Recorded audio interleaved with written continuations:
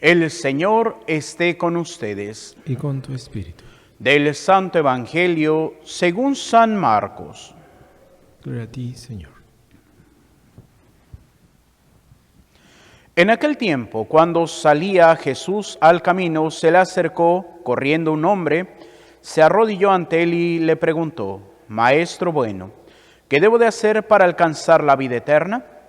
Jesús le contestó: ¿por qué me llamas bueno? Nadie es bueno sino solo Dios.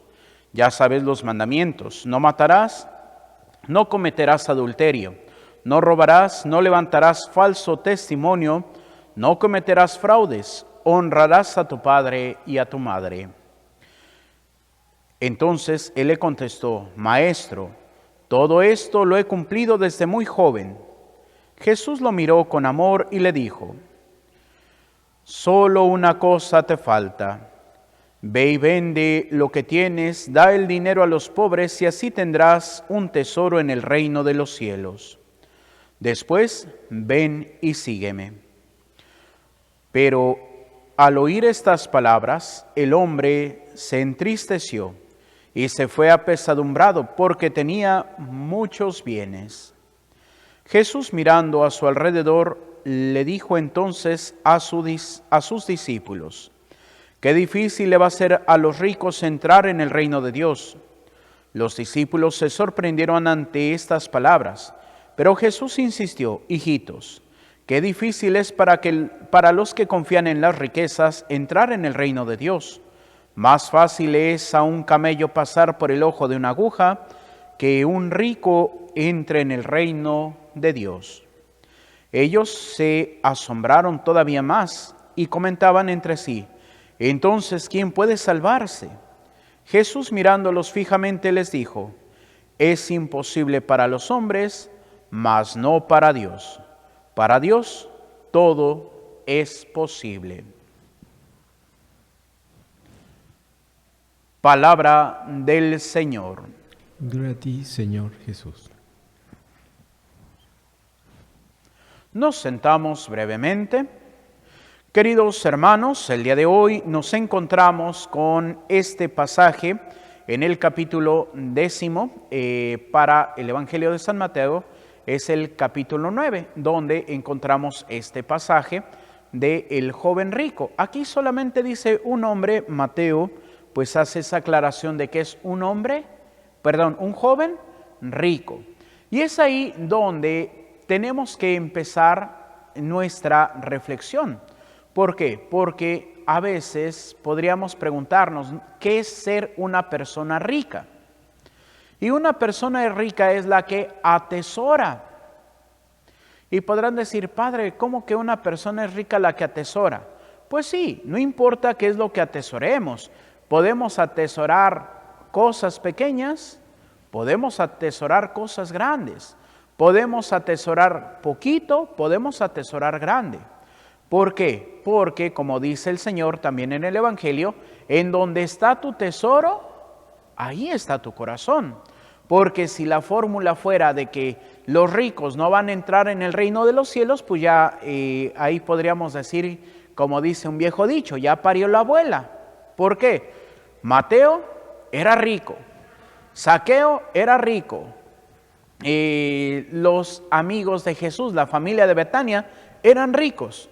Entonces es así como que, ay Dios, entonces ¿cómo puedo decir que el rico no va a entrar en el reino de los cielos?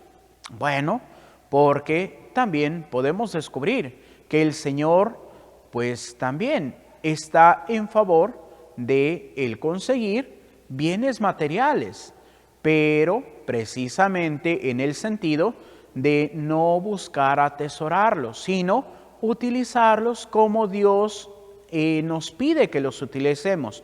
Sí, y aquí muchas veces se habla: no, es que Jesús quería que todo estuviera en común. Bueno, fue el primer modelo de la iglesia, en donde todos tenían todo en común, pero se les repartía no equitativamente, sino justamente. Y podrán decir: ay Padre, ¿qué es lo justo? Por ejemplo, pues podríamos decir en forma muy descriptiva una pequeña imagen que está. Tres niños, uno alto, uno medianito y uno chaparrito. Y están queriendo ver un partido de béisbol que está del otro lado de la cerca. Pero el niño grande pues alcanza a pasar su cabeza de la cerca y él ve perfectamente. El medianito pues necesita un banquito para poder, o una cajita para poder pasar su cabeza y poder ver detrás de la cerca. Y el chaparrito necesita 2 cajas y hay 3 cajas. Hoy por hoy decimos, no, pues lo justo es de que a cada quien le den su caja. No, porque eso es equitativo. Sí, a cada quien le den lo mismo, pero realmente el alto lo necesita, no. Y al chaparrito, aunque le den una caja, ¿va a haber? No. Entonces, ¿qué es lo justo? Para que todos tengan el mismo bien común, que a cada quien se le dé lo que necesita. Y podremos decir, ay padre, pero ese es injusto porque al grande no le dieron nada. Porque no lo necesitaba. Ese es el principio de la social de la iglesia. Y hoy, pues, políticos dicen, no, es que la iglesia dice que todos lo mismo porque Cristo era socialista. No, Cristo no era socialista. Cristo era justo. Y por eso podemos ver que a unos les da y a otros no les da. Y es ahí, ¿por qué? Porque lo necesitan de verdad. ¿Por qué? Porque hay también personas que posiblemente necesitaban el milagro de Jesús, o más bien, querían el milagro de Jesús. ¿Para qué? Para seguir en la maldad.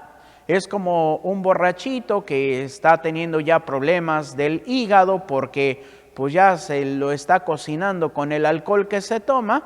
Y va, ay Señor, ayúdame, sáname. ¿Y para qué quiere sanarse? Pues para seguir pegado a la botella. ¿El Señor lo va a sanar? No. ¿Por qué? Porque se va a hacer más daño.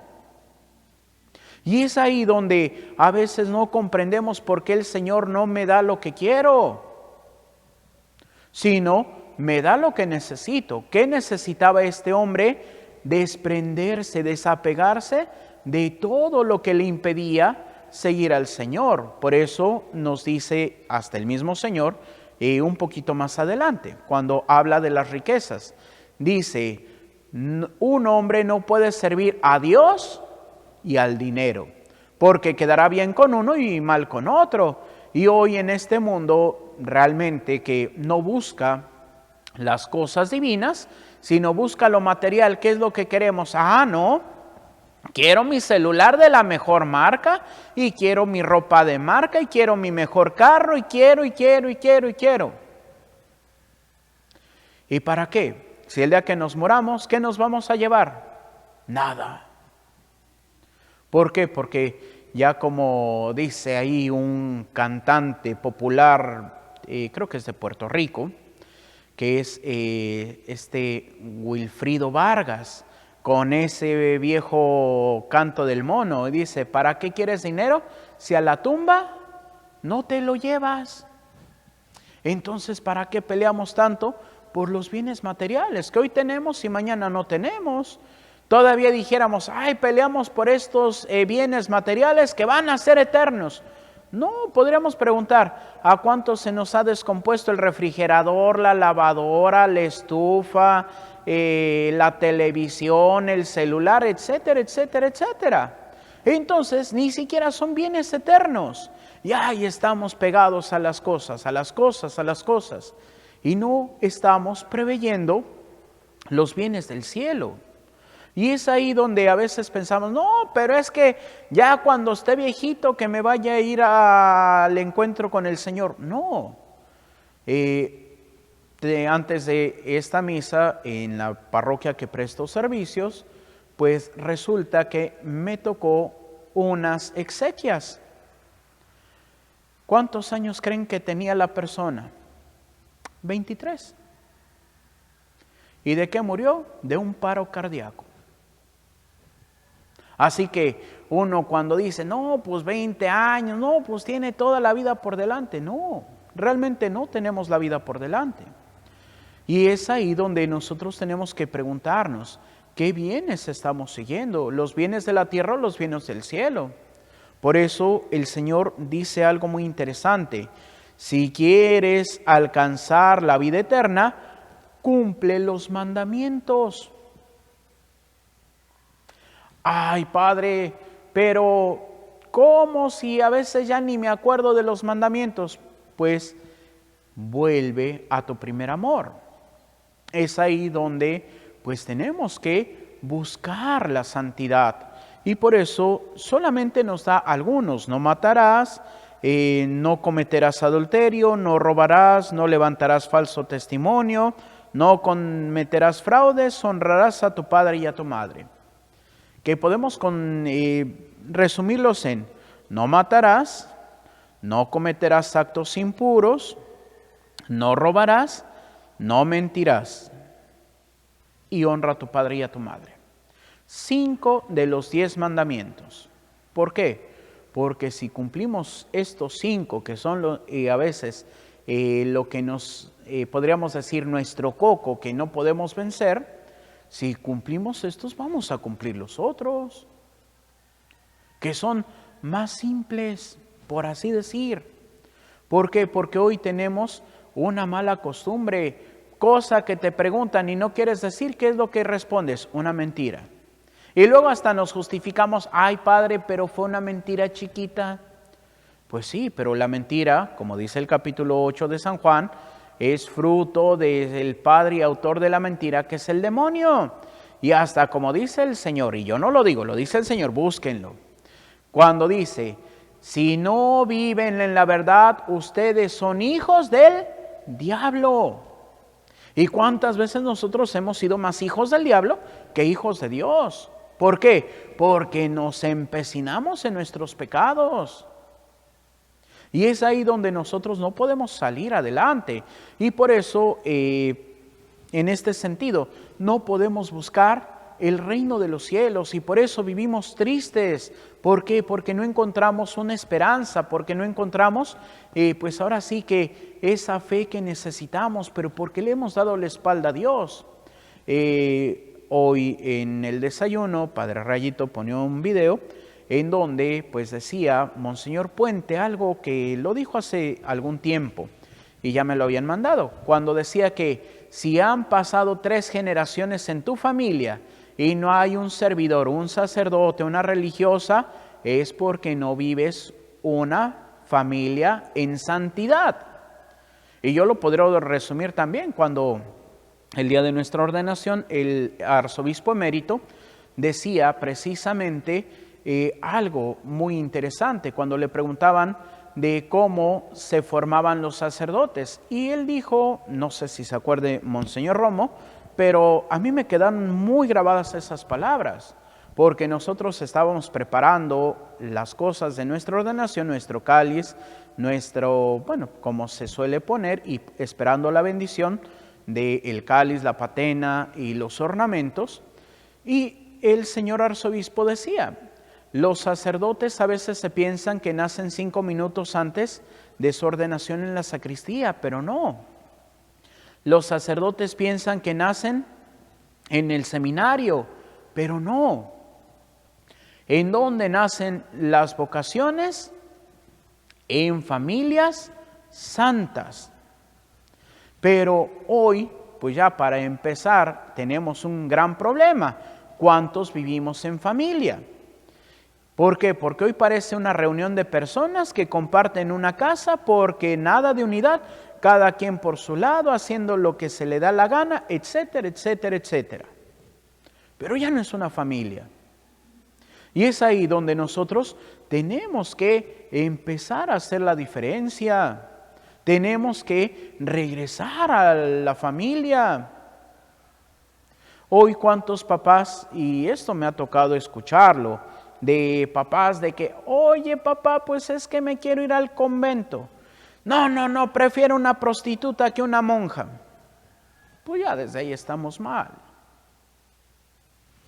Si preferimos las cosas de la tierra a las del cielo, ¿a dónde vamos a llevar a nuestros hijos? Pues a la condenación. Por eso es de que hoy pocos se salvan, porque tenemos muchos tesoros. Ay, mi teléfono celular. Ay, este recuerdito de la boda de no sé quién.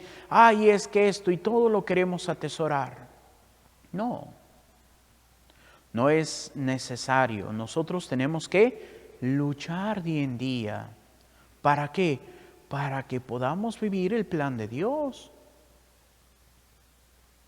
Tenemos que luchar día en día para ser cristianos. Y sí, ciertamente hoy es más difícil ser cristiano. ¿Por qué? Porque hoy no hay quienes anuncien. Por eso yo decía de que pues hoy no hay familias santas porque no hay quienes les anuncien, como dijo San Pablo en su carta a los romanos, si mal no recuerdo, a los gálatas.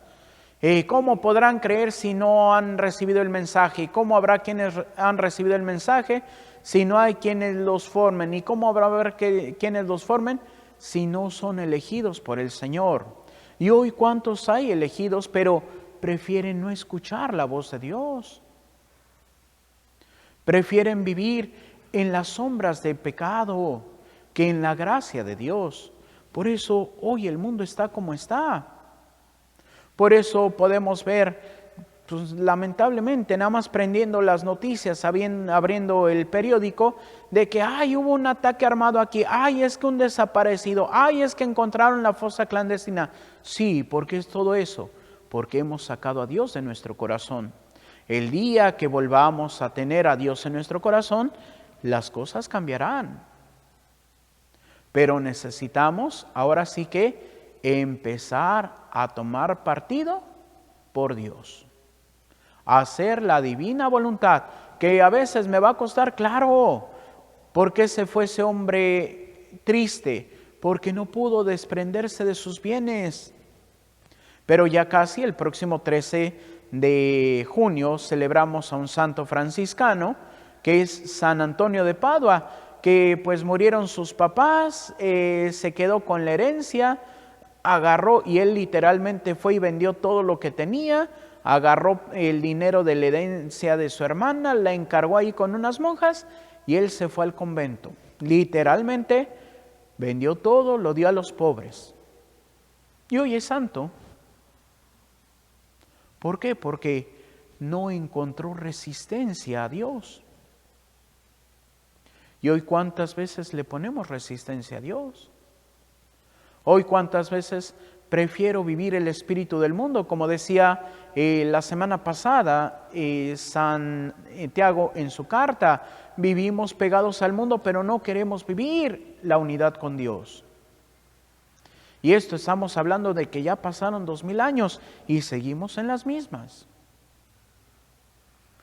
Por eso, pues una persona que estudia casos de personas místicas, en una ocasión decía que pues ahí en España, pues una situación ahí dificultosa, mes de junio que le llaman el mes del orgullo, y después de la marcha del orgullo gay y todo esto, pues así como que viendo todo el desastre que hicieron, y así como que él naturalmente dijo, ay Señor, ¿por qué no actúas?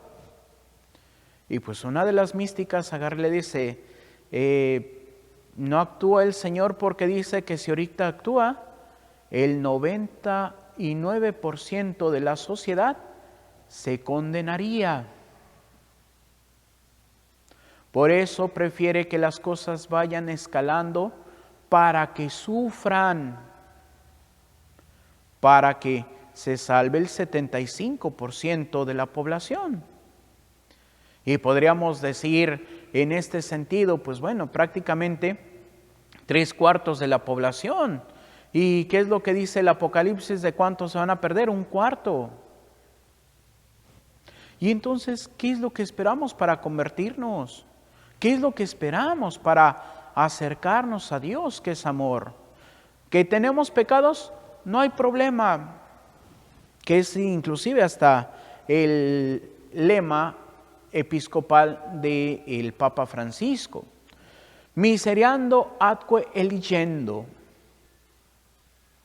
Y mirándolo con amor, lo eligió. Y le dijo, ve y vende lo que tienes. Dale el dinero a los pobres y luego ven y sígueme. ¿Qué quiere decir? Que literalmente dejemos todo. Pues hoy no se puede dejarlo todo. ¿Por qué?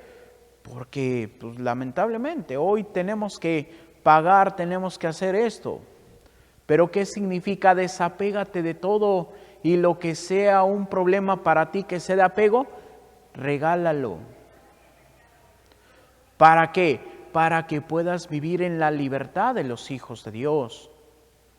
Para que tomes partido por Dios.